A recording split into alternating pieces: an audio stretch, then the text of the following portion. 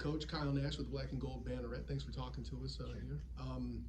Obviously, just a very tough fought game. I just got done talking to Coach Messer. She expected this one to be the slog. To see that last three fall, if only they had missed that last three. What can you say for your crew's effort and what they put out here today? Yeah, I'm proud of our effort and our fight. I thought we competed for the most part the entire game, especially late in the fourth. I thought we came out of the locker room in the third and didn't respond very well. But then after that timeout, I did feel like our kids stepped up their intensity level, and it became a really good game, a really competitive game. Let's talk about the fourth quarter there too. You mentioned late in that moment, they get, I think it was a 5-point lead for UCF. After a minute, they get that layup. Then you guys come out, hit that huge three. I had asked Coach if she felt like you saw something that was an opening there to get that shot. You guys had done relatively well from three in the second half. She feels like you did. Was there something you saw to get that opening for that three? Yeah, I mean, yes, I felt like that we could attack them in some different areas to try to draw two defenders, right? And then obviously swing the basketball, and we had a lot of shooters on the floor. I was glad to see Jazzy knock one down late because she really needed to do that just for her own. She's been shooting the ball really well, but it seems that late the ball doesn't go down for her as much. So I was really glad to see that. But more so, it was just, being able to make two take us and move the basketball and find the open shooter. Obviously, when you're playing UCF, you're thinking about Caitlin Peterson and the threat she is. I felt like early on, you really had her struggling, kind of forcing shots. Were you looking out for her early and kind of daring somebody else to do something early on? Well, there's no doubt that our attention was on her. She's such a great player, and we certainly were trying to keep her in front of us and to make her have contested shots. We needed her to shoot contested jumpers and not get all the way to the paint. Thought we did a pretty good job of that for the most part in the first half. The second half, she got away from us and got around our bigs some and got to the rim and scored it. But we certainly weren't playing off of anybody else to dare them to shoot it.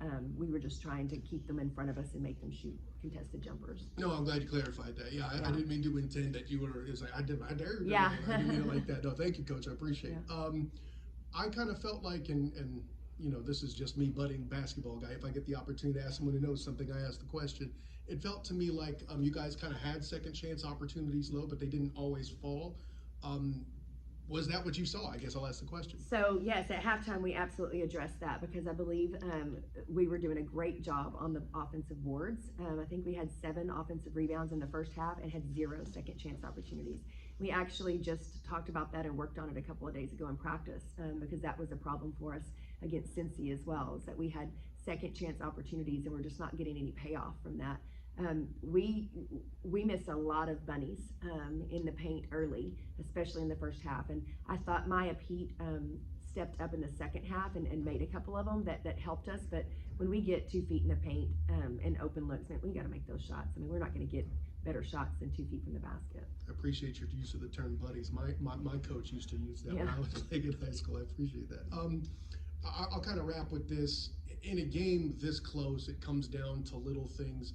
Is there a particular thing you're like, it would have been nice to have that back to kind of swing it back your way? Yeah, I think there was 2 moments. I thought there was a rebound that we securely had and we didn't communicate late and it went out of bounds and they got the ball back. I thought that was a play that we would love to have back. And then I thought that we took a really early 3 whenever we were down 2, I believe, and they went down and scored.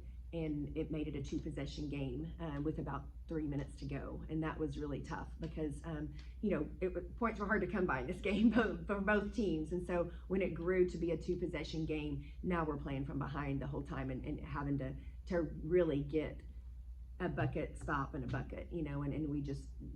So I thought that 3 was pretty early. No, when you the previous one you mentioned with the drop there at the end, I'm like, yeah, I had already kind of looked down the other end thinking you had already secured it. I know which one you're talking about.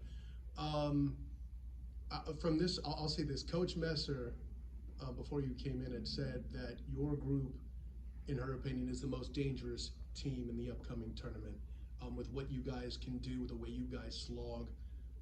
Obviously, I would assume you feel the same way that you guys are a pretty dangerous team. What's kind of the key, though, for you to build in these last few games and have that mojo for the tournament? Yeah, so we've been preaching that to our kids. I mean, this season is not going obviously the way that we expected it to, and I feel like we have, you know, been in some really close games and just didn't have that killer instinct to be able to take it, or maybe the experience to go ahead and get that win. And so we've been talking about that a lot, is at least recognizing that we're playing with everybody in the conference, that we're competing at a high level, and that if we just remove a couple of mistakes or shoot the ball better at times, we could really make some noise, I think, in the tournament. So I do believe that we could be very dangerous, but our girls have to believe that, and that's what we're trying to pour into them right now, is for them to just not get beat down by us not getting wins right now, and to focus on maybe that March Madness magic, right, that could possibly happen for us. Great talking ball with you, Coach. Thank you. Thank you.